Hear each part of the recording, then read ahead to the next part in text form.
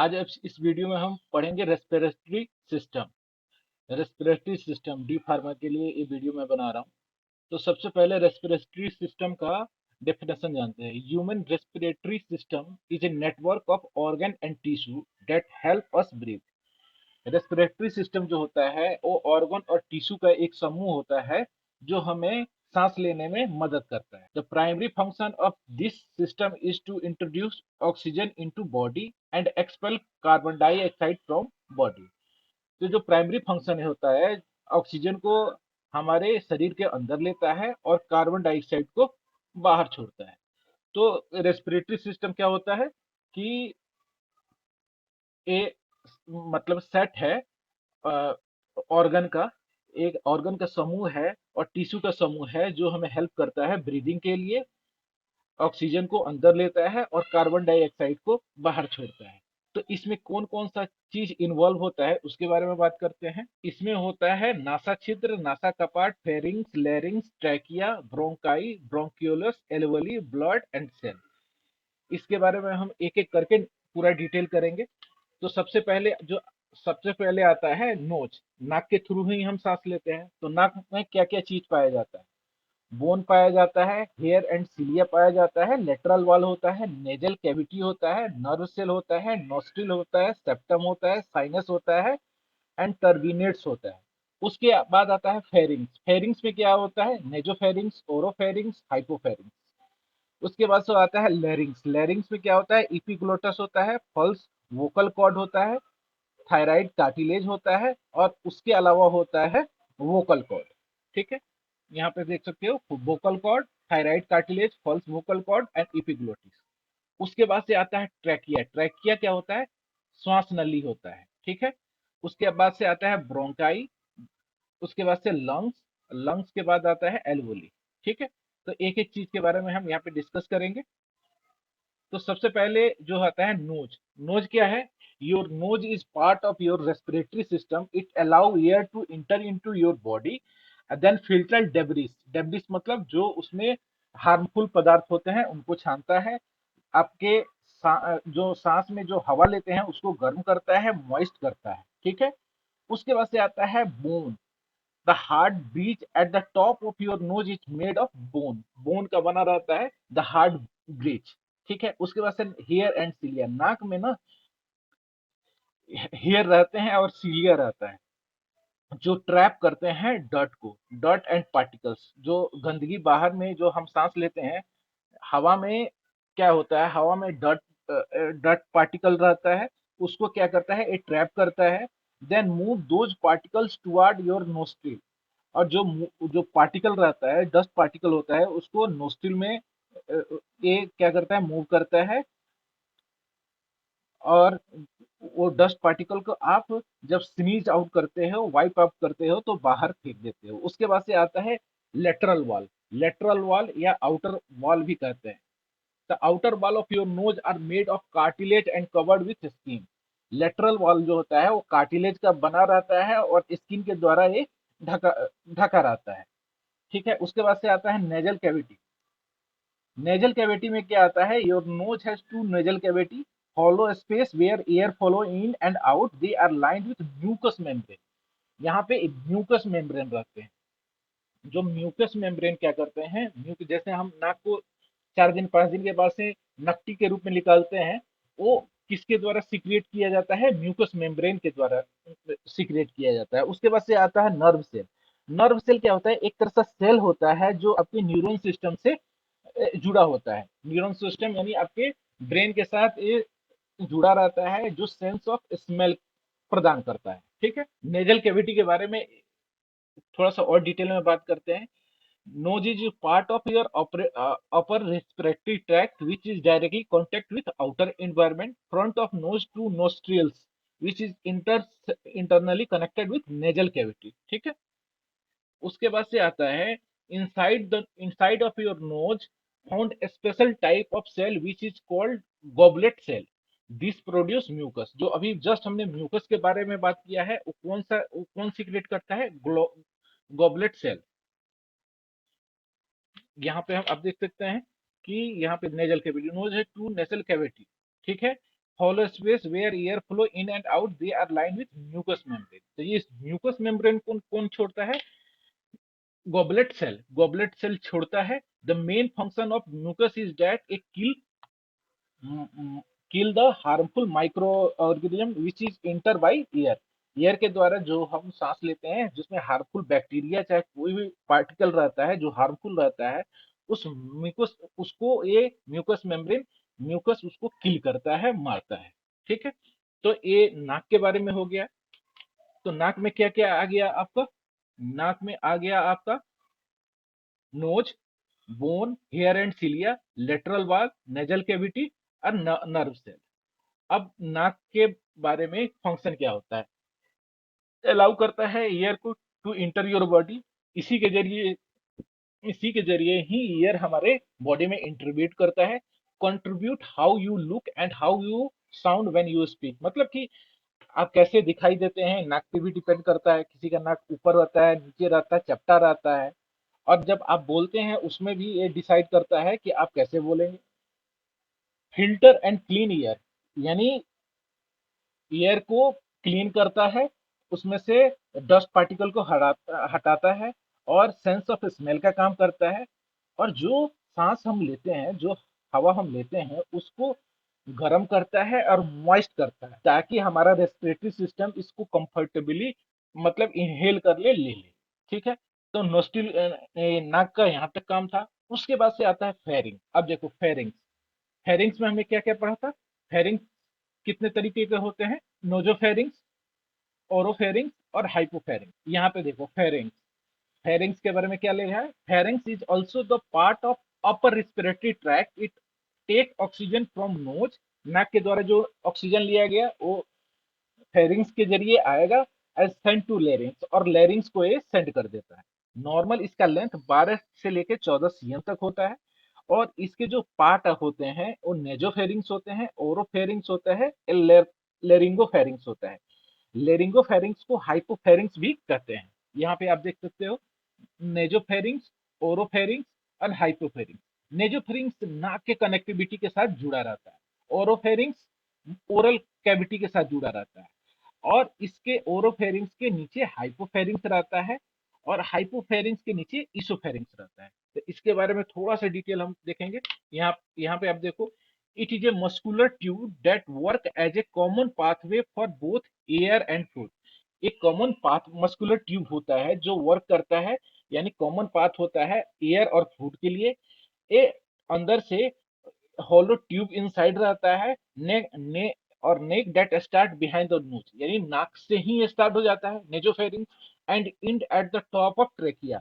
और जो हमारा ट्रेकिया होता है, विंड पाइप है, वहां तक जाता है। And oesophagus and trachea and oesophagus, trachea के जस्ट ऊपर ही इसोफेगस रहता है।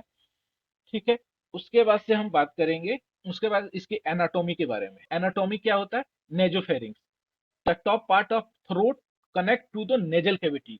द टॉप पार्ट जो इसका एनाटॉमी होता है फेरिंग्स का, टॉप पार्ट जो होता है, top part of the throat connect nasal cavity and let air pass through them, यानी टॉप पार्ट होता है नेजल कैविटी के साथ ये जुड़ा रहता है और एयर इसमें आता है।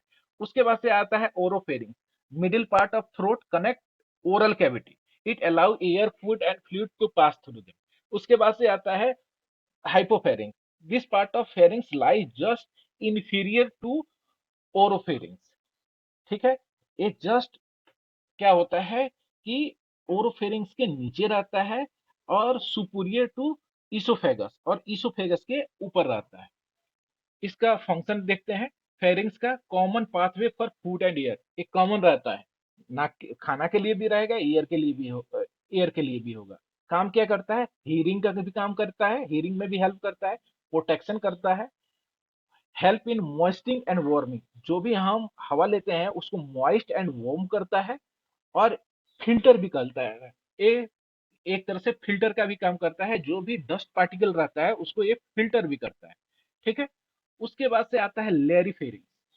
लेरीफेरिंग, it is a made of several cartilage, बहुत सारे कार्टिलेज से बना रहता है, including thyroid cartilage, thyroid cartilage होता है, और उसके बाद से it is a hollow tube that lets air pass from your throat pharynx, यानी जो जो हवा फेरिंग्स के जरूर आ रही है उसको पास होने में ये मदद करता है टू योर ट्रैकिया, ताकि और एयर पास होते हुए ट्रैकिया तक चले जाए। ठीक है, तो ये लेरिंग्स हो गया। लेरिंग्स पे क्या क्या चीज आते हैं? लेरिंग्स में आते हैं आपको thyroid cartilage, vocal cord, false vocal cord, और एक कौन सा आता है? इपिग्लोटिस। ठीक है, यहाँ पे आप देख सकते हो epiglottis, false vocal cord, thyroid cartilage and vocal cord. ठीक है, अब इसके एनाटॉमी के बारे में थोड़ा सा जान लेते हैं। अब यहाँ पे देखो, larynx is also called voice box. Anatomy के बारे में अभी थोड़ी देर बाद में बात करेंगे, अभी इसके बारे में बात करते हैं, इसके बारे में और क्या क्या जानते हैं। इसको वॉइस वॉइस बॉक्स भी कहा जाता है क्योंकि ये साउंड प्रोड्यूस करता है। It main function is to keep separate food from air. इसका जो मेन फंक्शन होता है कि फूड को सेपरेट रखे फ्रॉम एयरवे। ठीक है, यह भोजन को हवा के पाई पाई से अलग रखने का काम करता है। Upper side of upper side of लैरिंग्स present epiglottis. Epiglottis होता है अपर साइड ऑफ लैरिंग्स का, जो फूड को when food inter into it block the airway, and when air enter the it block food pipe. यहाँ पे देखो, यहाँ पे होता है ये इपिग्लोटिक्स है। ठीक है, एक कार्टिलेज है। ठीक है, ये वोकल कॉर्ड है। तो ये पूरा जो समूह होता है ना, वो एक तरह से लेरिंग्स कहलाता है। अब लेरिंग्स में जो जो चीज पाया जाता है उसके बारे में थोड़ा सा डिस्कस कर लिया जाता है। इपिग्लोटिस, इपिग्लोटिस अभी जस्ट पढ़ा, एक फ्लैट स्किन होता है जो जो लेरिंग्स के ओपनिंग को कवर करता है, ताकि फूड और अदर पार्टिकल को रेस्पिरेटरी सिस्टम में जाने से इसको रोका जा सके। फूड पाइप होगा और ट्रैकिया होगा। ट्रैकिया में क्या जाएगा? ट्रैकिया में सांस जाएगा। तो अगर खाना खा रहा है तो ये क्या किया करेगा? ट्रैकिया को बंद कर देगा ताकि खाना ट्रैकिया में ना जाए। और जब हम सांस लेते हैं तो ये ट्रैकिया से हटके ये फूड पाइप तक ये इपिग्लोटिस चला जाता है। ठीक है, उसके बाद से आता है थायराइड कार्टिलेज। थायराइड कार्टिलेज क्या होता है? एक सील्ड शेप कार्टिलेज होता है in the front of larynx. एक सील्ड शेप कार्टिलेज होता है in the front of larynx that protect vocal cord को प्रोटेक्ट करता है। It is the largest cartilage in the larynx और मेड ऑफ हाइलिन कार्टिलेज। जो थायराइड कार्टिलेज होता है ना, ये हाइलिन कार्टिलेज से बना रहता है, ये सबसे लार्जेस्ट होता है। ठीक है, और ये सील्ड शेप, जो 300 में वो सील्ड नहीं रहता है, वो सील्ड शेप जैसा इसका शेप रहता है, ताकि ये कार्टिलेज को, जैसे कार्टिलेज और कार्टिलेज हो गया ना, सील्ड शेप कार्टिलेज हो जाएगा इन द फ्रंट ऑफ लेयरिंग। ठीक है, तो इसका जो लोकेशन होगा, लोकेशन के बारे में बात करते हैं। Located in the front of लेयरिंग्स, लेयरिंग्स के जस्ट सामने रहेगा और थायराइड ग्लैंड के ऊपर रहेगा। और ये क्या करता है? हाइवाइड बोन होता है ना, जो जीभ से जुड़ा रहता है, बोन सिस्टम में हमने पढ़ा था, तो वो कनेक्ट करता है बाय थायराइड मेम्ब्रेन के जरिए। ये क्या करता है? थायराइड कार्टिलेज हाइड बोन से जुड़ा रहता है। ठीक है, आर्टिकुलेट करता है, आर्टिकुलेट विथ सिरवाइड कार्टिलेज बिलो। ठीक है, तो ये हो गया ये हो गया हमारा क्या? Thyroid cartilage. इपिग्लोटिस हो गया। उसके बाद से आता है वोकल कॉर्ड। उसके बाद से आ जाता है वोकल कॉर्ड जिसके जरिए हम बोलते हैं, और एक आता है फॉल्स वोकल कॉर्ड। अब हमारा जो आता है, अब आता है ब्रोंकाई। यहाँ पे देखो, ट्रैकिया से यहाँ पे जो करेक्ट है उसको हम ब्रोंकाई कहते हैं। तो ब्रोंकाई के बारे में कुछ जानते हैं। When trachea enter into lungs, then it divided into a small branch which is called bronchi. जब ट्रैकिया लंग्स में जाता है तो दो भाग में विभाजित हो जाता है, जिसको हम ब्रोंकी कहते हैं। Bronchi present in the right lungs. ये जो राइट लंग्स होगा, यहाँ पे एक तीन बुरनाई नली होगी। और ब्रोंकिया प्रेजेंट इन लेफ्ट, यहाँ पे लेफ्ट में होगा, उसमें दो ब्रोंकाई नली होगी। तो यहाँ पे हम डिटेल में देखते हैं। यहाँ पे देखो, ये है राइट वाला सेक्शन है। राइट में राइट में तीन नली होंगी, एक यहाँ पे है, एक यहाँ पे है, और एक यहाँ पे है। ठीक है, तीन में विभाजित हो जा रही है, और यहाँ पे दो में ही विभाजित होगी।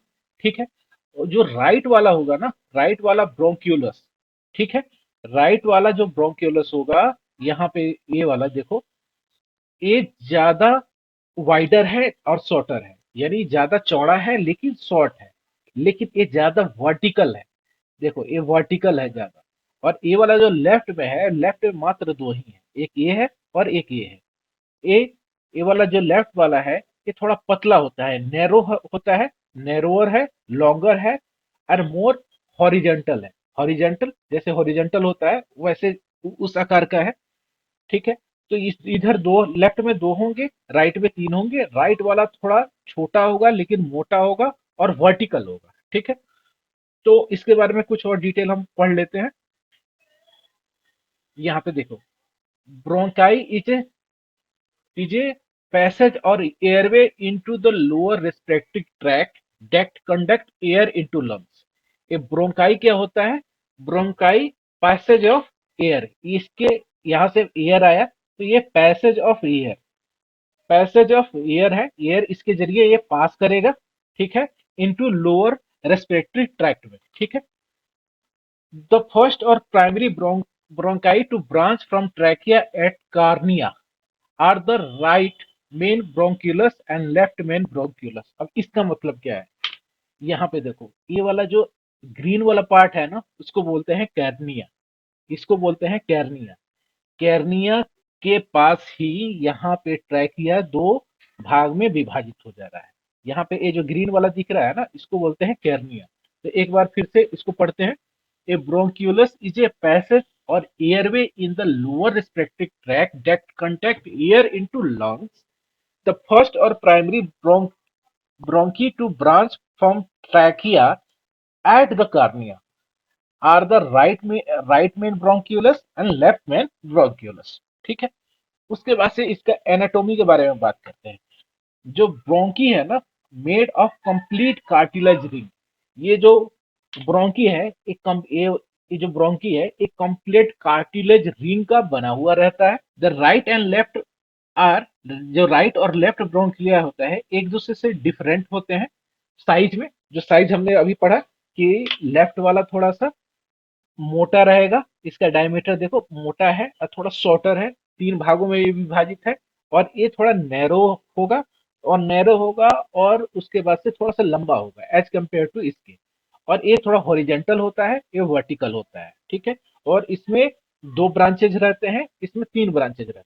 ब्रांचेज के बारे में भी पढ़ेंगे, यहाँ से क्या क्या निकलता है। ठीक है। अब उसके बाद से कह रहे हैं each primarily bronchioles split into three right secondary. यही बात बोल रहे हैं यहाँ पे, थ्री राइट सेकेंडरी। राइट में थ्री सेकेंडरी है, और lobar bronchi entry into superior, middle and inferior lobes. देखें, अब जैसे ये हो गया सुपीरियर, मिडिल एंड लोअर, और इसमें होगा सुपीरियर एंड लोअर। यहाँ पे आप देख सकते हो। And two left bronchi entering superior and inferior lobes of the left lung. ठीक है। अब ये हो गया ब्रोंकाई के बारे में। ब्रोंकाई ये हो गया। अब आगे हम पढ़ेंगे इन सब के बारे में, ये लोब्स क्या है। ठीक है। Secondary bronchioli further divide into tertiary segmental bronchi which are distributed into bronchopulmonary segment. ठीक है। अब जो ये ब्रोंकाई है, ये अलग अलग जो तीन और दो भागों में विभाजित हो जा रहा है, इसको तीन और दो भागों में विभाजित होता है, उसको ब्रोंको पल्मरी सेगमेंट कहते हैं। टर्सरी और segment bronchioli then divide into smaller branches. Each bronchiole within the lobe divided into number of terminal branches which further subdivide into two or more respective bronchioles. The final terminative of respective bronchioles are alveolar ducts which in turn from alveoli surrounded by capillary। तो इन सब के बारे में थोड़ा सा detail, ये तो definition रहा, और भी पढ़ेंगे। केवल पहले फंक्शन देख लेते हैं ब्रोंकिले के। They provide a passage for the air, air pass होता है। वार्म एंड ह्यूमिड करता है, जो एयर हम लेते हैं उसको वार्म एंड ह्यूमिड करता है। Help in removing dust and pathogen. They generate cough reflex, cough reflex को ये जनरेट करता है। अब ये जो फर्दर जो डिवाइड होगा, ठीक है, उसके बारे में भी हम पढ़ेंगे। ठीक है। तो जो फर्दर किस में डिवाइड हो जाएगा, ये एल्वुली में,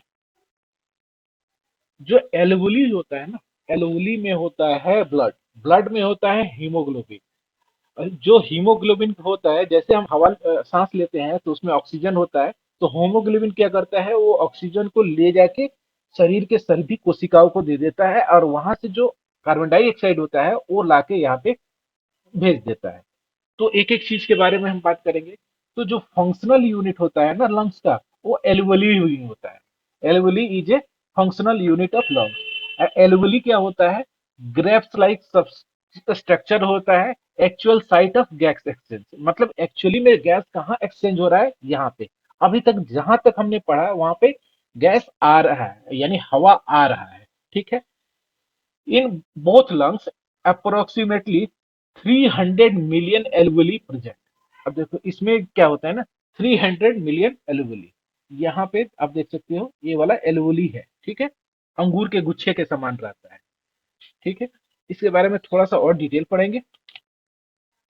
यहाँ पे लंग्स है, लंग्स को अभी छोड़ रहा हूँ, इसके बाद डिस्कस करूंगा। पहले एल्वुली डिस्कस करते हैं।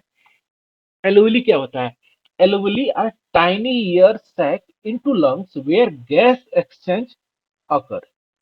यहाँ क्या होता है, एल्वुली और टाइनी एयर सैक होता है लंग्स में, जहां पे गैस का एक्सचेंज होता है। They are responsible for transferring oxygen from inhaled air, जो हम गैस ऑक्सीजन लिए हैं उसमें से ऑक्सीजन को ये उठाता है, और ब्लड स्ट्रीम में के जरिए ये कोशिकाओं की तरफ को पहुंचाता है, और कार्बन डाइऑक्साइड को हटाता है हमारे ब्लड से, ठीक है। जब हम सांस छोड़ते हैं तो कार्बन डाइऑक्साइड को बाहर फेंकता है। Alveoli have thin wall and are surrounded by capillary to facilitate efficient gas exchange. क्या कह रहा है, इसमें थीन वॉल होता है, एंड जो एल्वुली होता है सराउंडेड बाय कैपिलरी, कैपिलरी द्वारा सराउंडेड होता है to facilitate efficient gas exchange, ठीक है। तो ये एल्वुली का काम हो गया। अब इसके एनाटॉमी के बारे में बात करेंगे। जो एल्वुली होता है उसका एनाटॉमी क्या होता है। A human lungs has around 300 million alveoli, 300 million alveoli होता है, पहले ही देखा था। Each of them covered with a fine mesh of capillary occupying 70% of its area. जो इसका जो 75% 70% एरिया होता है वो कैपिलरी द्वारा ऑक्युपाई किया रहता है। And alveolus is a adult man has average diameter of 200 micron, ठीक है, टू 300 माइक्रोन। इसको थोड़ा सा इसका प्रोनाउंसिएशन मैं शायद गलत कर रहा हूँ, एक बार देखना पड़ेगा। Which expand when air is inhaled. तो इसका कुछ ना कुछ तो एल्वुली का डायमीटर भी होगा, उसके बारे में बताया है। Alveoli are made of an epithelium layer and extracellular matrix surrounded by capillary। जो एल्वुली होता है मेड ऑफ एपिथेलियल लेयर का बना रहता है, एंड एक्स्ट्रा सेलुलर मैट्रिक्स रहते हैं सराउंडेड बाय, जिसको चारों तरफ से कैपिलरी घेरे रहता है। सम एल्वुली वॉल हैव पोर्स, यानी छीद के बारे में होता है। बिटवीन एल्वुली एंड दीज, मतलब कि कुछ एल्वुलर वॉल में पोर होते हैं एल्वुली में, and these pore are called pores of Kohn, ठीक है। तो ये जान गया हमने। और उसके बाद से हम जाते हैं इसका फंक्शन। फंक्शन क्या होता है, external respiration in which gases exchange occur between alveoli and blood by diffusion. Diffusion के जरिए गैसेस का एक्सचेंज होता है, ठीक है, क्योंकि एल्वुली में होता है ब्लड। और ब्लड क्या है, जैसे एल्वुली क्या करता है, एल्वुली में होता है ब्लड, सांस लिया, ब्लड में होता है हीमोग्लोबिन, हीमोग्लोबिन उस ऑक्सीजन को ले जाएगा बाय डिफ्यूजन, और प्रोटेक्शन अगेंस्ट माइक्रोब्स। अभी भी अगर हवा में जो सांस ले रहे हैं उसमें अगर माइक्रोब्स है उसको हटाएगा, ठीक है। तो ये हो गया एल्वुली के बारे में। एल्वुली के जरिए ही हमारे गैसों का एक्सचेंज होता है। अब आता है लंग्स। अब देखो यहाँ पे ए ट्रैकिया हो गया, ट्रैकिया के बाद ब्रोंकी हो गया, ब्रोंक्यूलस हो गया, ठीक है। ब्रोंकोलियस से यहाँ पे बहुत तरह का एल्वुली निकले हुए हैं, ठीक है। अब यहाँ पे ये जो यहाँ पे है, यहाँ पे तो मतलब कि लंग्स भी आएगा ना, तो लंग्स के बारे में पढ़ लेते हैं। Lungs is a pair of spongy air filled cone shaped organ which is divided into lobes. Lungs are covered by double pleura layer. फेफड़े दो प्रकार के होते हैं और पुलेरा लेयर नामक परत से ये ढका हुआ रहता है। Between both layer present pleura fluid. यहाँ पे देखो, यहाँ पे जो लंग्स है ना, यहाँ पे ऊपर में आप देखोगे, यहाँ पे तो यहाँ पे पुलेरा फ्लूइड के जरिए ये भरे रहते हैं। लंग्स हैव थ्री लोब्स, यानी राइट लंग में थ्री लोब होंगे। यहाँ पे आप देखो, एक दो तीन, ये हमारा राइट लंग्स है। राइट लंग्स में थ्री लोब्स होंगे और लेफ्ट में दो ही लोब्स होते हैं। अब इसके बारे में और डिटेल जानते हैं। Lungs make of large part of your respiratory system which is the network of organ and tissue that allow you to breathe. क्या होता है, ये एक टिश्यू और ऑर्गन का एक समूह होता है जो आपको ब्रीदिंग में हेल्प करता है, ब्रीदिंग करता है। You have two lungs, one one on each side of your chest. Chest के एक एक साइड में दोनों होता है, which is also called thorax, जिसको थोरेक्स भी कहा जाता है। Your thorax is the area of your body between your neck and your abdominal. ठीक है, आपके नेक और एब्डोमिनल एरिया के बीच में का जो एरिया रहता है उसको थोरेक्स भी कहते हैं। ठीक है, अब हम आते हैं राइट लंग्स के बारे में। यहाँ पे आप देख सकते हो right lungs and left lungs. ठीक है, राइट लंग्स में ना थ्री लोब्स होते हैं और लेफ्ट में दो लोब्स होते हैं। तो इन दोनों के बीच में क्या चीजें हैं उसके बारे में हम अभी बात करेंगे। ठीक है, तो यहाँ पे देखो, lungs on your right side is divided into three lobes. तीन लोब्स में डिवाइड होता है, सुपीरियर, मिडिल एंड इंफीरियर। यहाँ पे देखो, सुपीरियर रहेगा, मिडिल होगा और इंफीरियर होगा। यहाँ पे क्या होता है, सुपीरियर एंड इंफीरियर रहता है। अब इन दोनों के ना डिफरेंस देखते हैं कि ये दोनों लंग्स में क्या क्या डिफरेंस है। ठीक है, तो यहाँ पे देखो, राइट लंग्स इज लार्जर, ये बड़ा होता है और थ्री लोब्स होते हैं, सुपीरियर, मिडिल एंड इंफीरियर। और जो कि लेफ्ट लंग्स होता है ना, स्मॉलर होता है और इसमें दो ही लोब्स होते हैं, सुपीरियर एंड इंफीरियर। अब यहाँ पे देखो, राइट लंग्स होता है और लेफ्ट लंग्स होता है। इन दोनों के बीच में क्या डिफरेंस है पहले वो देखते हैं। देखो यहाँ पे क्या हो गया, लंग्स है गया। ठीक है, ये राइट हो गया और ये लेफ्ट हो गया। यहाँ पे देखो, ये वाला पोर्शन यहाँ पे होगा, वो राइट होगा, इधर वाला लेफ्ट होगा। अब इसको ना हम ये जो इसको ट्रैकिया के जरिए जो पढ़े थे उसके थ्रू इसको थोड़ा सा समझो। ठीक है, तो सबसे पहले समझो, इसमें राइट लंग्स में तीन लोब्स होते हैं, सुपीरियर, मिडिल एंड इंफीरियर। यहाँ पे जैसे देखोगे, ये सुपीरियर, मिडिल है, इंफीरियर। उसके बाद से क्या कह रहा है, लेफ्ट लंग में दो ही होते हैं, दो ही लोब्स होते हैं, सुपीरियर एंड इंफीरियर। यहाँ पे देखो, सुपीरियर एंड इंफीरियर। उसके बाद से देखो, slightly larger and wider than left lung. ये जो होता है ना, स्लाइटली लार्जर, बड़ा रहेगा और वाइडर देन लेफ्ट, लेफ्ट वाला रहेगा, इससे ये ना थोड़ा सा चौड़ा रहेगा और बड़ा रहेगा। और जो लेफ्ट वाला है ना, लेफ्ट वाला थोड़ा नैरो साइज का होता है और लॉन्गर रहता है। ये नैरो साइज का रहेगा लेकिन थोड़ा सा लंबा रहेगा। ठीक है, लेकिन जो राइट वाला है ये बड़ा होता है और वाइडर होता है। ठीक है, as compare to left left lungs. ठीक है, तो ये हो गया लंग्स के बारे में। तो लंग्स के बारे में हमने जान लिया। अब इसमें हम कुछ टॉपिक पढ़ लेते हैं। The lungs on your right side is divided into three lobes, superior, middle and inferior. It is shorter than your left lung. मतलब शॉर्टर ये लेंथ में होता है, लेकिन वो वाइडर होगा, मतलब कि चौड़ा होगा और बड़ा होगा। ठीक है, उसके बाद से आता है, it is both of your lungs are covered with a protective covering called pleural tissue. ये प्लेरल्स टिश्यू होता है जिसके द्वारा ये ये जो हमारे लंग्स होते हैं ना, तो कवर रहते हैं। लेफ्ट लंग के क्या होते हैं, दो ही लोब्स होते हैं, superior and inferior. And your left lung is smaller than right lungs because is heart is where middle lobes on your left lungs would be. ठीक है, तो सिंपल यही है, इसमें ये लिखा है तीन लोब होते हैं राइट में, सुपीरियर, मिडिल, इंफीरियर, थोड़ा सा ये वाइडर होता है, मतलब कि वाइडर होगा ये, slightly larger and wider than left होता है, लार्जर होगा और वाइडर होगा, और जो लेफ्ट होगा वो थोड़ा नैरो होगा लेकिन थोड़ा सा लंबा होगा। ठीक है, तो इतना ही है बस लंग्स के बारे में। और लंग्स के बारे में एक चीज और डिस्कस कर लूं, यहाँ पे देखो, यहाँ पे ना ये एक तरह से एक पुलेरा, यही पुलेरा जो टिश्यू है ना, इसी के द्वारा ये ढका रहता है। ठीक है, तो ये हमने जान लिया। अब लंग्स हमारा हो गए। अब हम लंग्स के फंक्शन के बारे में बात करते हैं। The main function of lungs is respiration. The main function of lungs is respiration. Respiration का काम करता है सीक्रेट हीमोग्लोबिन ए, उसको हीमोग्लोबिन ए को सीक्रेट करता है, filter small blood clots form in the when.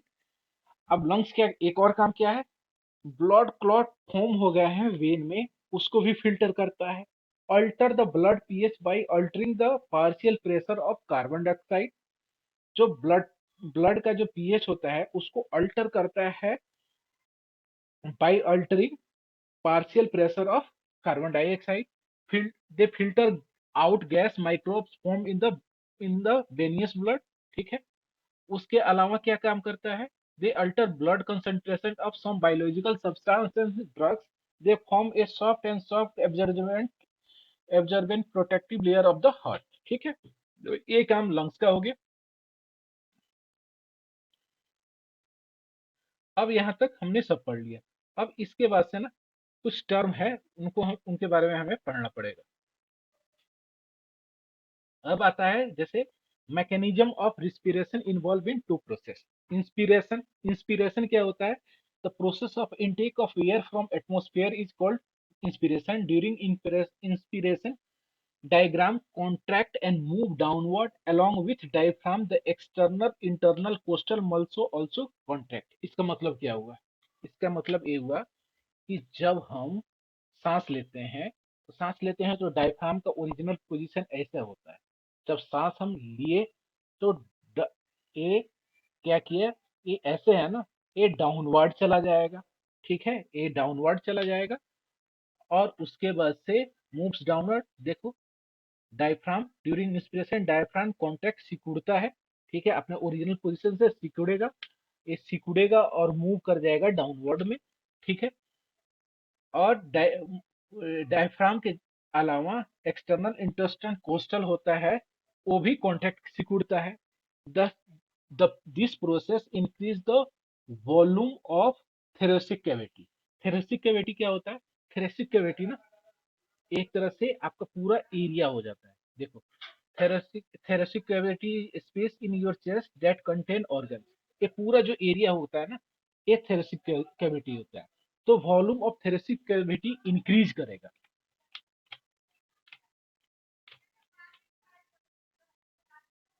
तो volume of thoracic cavity increase. ठीक है,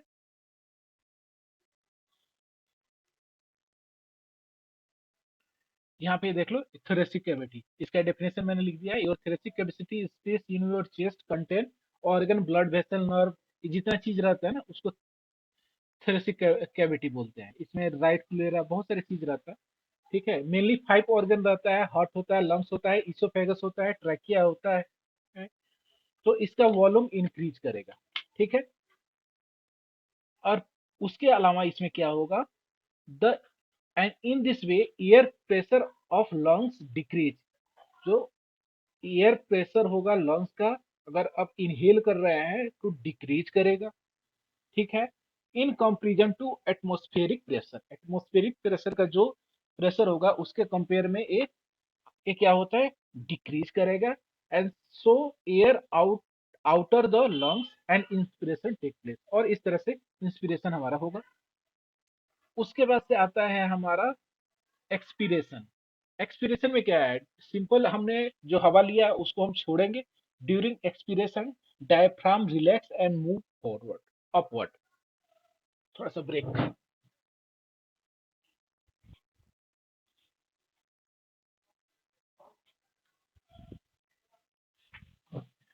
during expiration diaphragm relax and move upward. अब यहाँ पे देखो, जब हमने सांस लिया था, ये डाउनवर्ड गया था, इस एक कॉन्ट्रैक्ट हुआ था और नीचे गया था। अब हम गैस छोड़ रहे हैं तो डायफ्राम अपने पोजीशन पर आ जाएगा। ये जो सांस छोड़ने का भी काम होता है ना, ये डायफ्राम ही करता है, डायफ्राम ही पुश करता है। यहाँ पे लंग्स के पास इतना पावर नहीं रहता है कि छोड़ दे, तो डायफ्राम के जरिए ही ये हवा को पुश आउट करता है। ठीक है, उसके बाद से डायफ्राम के जरिए पुश आउट हो गया और pressure inside the lungs become greater. अब बाहर का जो प्रेशर है उसके कंपैरिजन में हमारा जो लंग्स का जो प्रेशर होगा ना, लंग्स का एयर प्रेशर होगा वो ज्यादा हो जाएगा। And also so remaining air in the alveoli and carbon dioxide push out so experience. जो भी एल्वेली एल्वेली होता है में जो कार्बन डाइऑक्साइड होमो आएगा, उसको ये बाहर होगा, तो इसको एक्सपीरेशन कह जाएंगे। अब ये जो दोनों प्रोसेस एक साथ होगा उसको हम रेस्पिरेशन करेंगे। 15 साइकिल 15 साइकिल ऑफ रिस्पिरेशन होता है 1 मिनट में। ठीक है, तो ये हो गया रिस्पिरेशन के बारे में। रिस्पिरेशन के बारे में कुछ और टॉपिक हम देख लेते हैं क्या होता है। Respiration is a special process in which oxidation of food inside of body cells होता है। अब क्या होता है कि जैसे हमने सांस लिया, सांस नाक के जरिए फेरिंग्स में आया, लेरिंग्स में आया, ट्रैकिया में आया, ब्रोंकी में आया, ब्रोंकी के जरिए ब्रोंकुलस में आया, ब्रोंकुलस के जरिए एल्वेली में आया। एल्वेली में क्या होता है? ब्लड। ब्लड में क्या होता है? होमोग्लोबिन। होमोग्लोबिन क्या किया? ऑक्सीजन को उठाया, लेके चला गया, लेके लेके चला गया। अब ये लेके चला गया तो ये जो हम खाना वाना खाते हैं वो कन्वर्ट होता है ग्लूकोज में। उसके साथ ये क्या करतेगा करेगा क्रिया करेगा, क्रिया करने के बाद ये CO2 और H2O बनाएगा। अब CO2 को तो ये बाहर ये जो आप हमारा हार्ट होता है, हार्ट के जरिए लंग्स में चला जाता है। ठीक है, लेकिन इस क्रिया के दौरान ना ATP रिलीज होती है, एनर्जी रिलीज होती है। यहाँ पे देख सकते हो 38 ATP ये रिलीज होती है। अब ये चीज हो गया, तो तो एक क्रिया हो गई और हमें एनर्जी मिला। अब एक चीज के बारे में और डिस्कस कर लेते हैं। जो हम हवा लेते हैं उसमें 78% नाइट्रोजन, 21% ऑक्सीजन और कार्बन डाइऑक्साइड का जो मात्रा होता है 0.03% होता है। जो सांस हम छोड़ते हैं ना, एक्सपीरेशन करते हैं, तो 78% नाइट्रोजन है वो तो छोड़ ही देंगे हम, उसका कोई जरूरत नहीं है। जो ऑक्सीजन हमने 21% लिया है वो 17% ही छोड़ेंगे, बाकी 4% हमारे बॉडी में रहता है। 0.03% कार्बन डाइऑक्साइड है, लेकिन कार्बन डाइऑक्साइड कितना छोड़ रहे हैं? 4%। ठीक है, तो अगर हमारा लंग्स ढंग से काम कर रहा है कि नहीं कर रहा है उसको लेकर भी कुछ टेस्ट होते हैं, उसके बारे में बात करेंगे। अब जैसे होता है, ये होता है तुम्हारा respiratory volume and capacity test, इसको पुलमोनरी फंक्शन टेस्ट भी कहते हैं। एक ग्रुप ऑफ टेस्ट होता है जिसमें मेजर किया जाता है कि आपका लंग्स काम कर रहा है कि नहीं कर रहा है। जैसे आपका सांस ले रहे हैं तो सांस लेने पे लंग्स उस सांस को ग्रहण करके बाहर छोड़ रहा है कि नहीं छोड़ रहा है। तो और जो सांस आपने लिया उसको उसको होमोग्लोबिन जो ब्लड में होता है, चाहे ब्लड उस ऑक्सीजन को ट्रांसफर कर रहा है कि नहीं कर रहा है। उस ऑक्सीजन को ब्लड ट्रांसफर भी करना चाहिए सेल में, तो उसके रिलेटेड कुछ टर्म है। अब यहाँ पे आता है सबसे पहले टाइडल वॉल्यूम। तो टाइडल वॉल्यूम क्या होता है? 500 ml होता है। Amount of air inhale and exhale during normal breathing. The amount of air हम इनहील और एक्सहील करते हैं ड्यूरिंग नॉर्मल ब्रीदिंग में, उसको टाइडल वॉल्यूम कहते हैं।